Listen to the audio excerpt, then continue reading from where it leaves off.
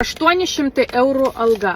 Ar daug ar mažai? 1, 2, 3, 4, 5, 6, 7, 8.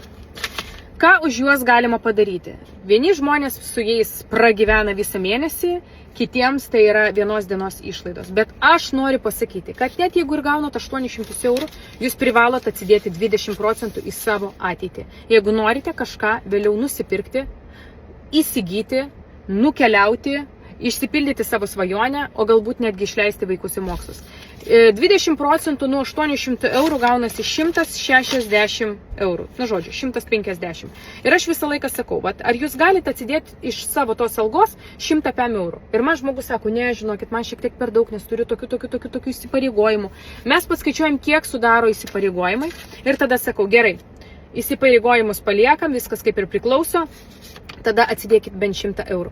Neprivalote atsidėti 20%. Čia yra mano patarimas jums. Bet 100 eurų nuo 800 eurų jūs privalote savo atsidėti. O visą kitą likusią pinigų sumą, tai reiškia 700 eurų, jūs leidžiate telefonams, internetams, komunalams, įsipareigojimams, visokiems leasingams, maistui, rūbeliams ir taip toliau ir taip toliau. Ir iš tikrųjų jūs tą turite padaryti iš karto, gavote algą į savo sąskaitą ir iš karto tie 100 eurų turi nukeliauti į kaupiamą į gyvybės draudimą investuotis. Ir už to 100 eurų jūs draudžiatės ir investuojate pinigus. Ir po 10, po 15 metų jūs pasiemate labai didelę pinigų sumą. 10 000 eurų sukaupėte, jeigu kiekvieną mėnesį stabiliai kiekvieną mėnesį atsidedate bent 100 eurų savo ateičiai arba savo vaikų ateičiai.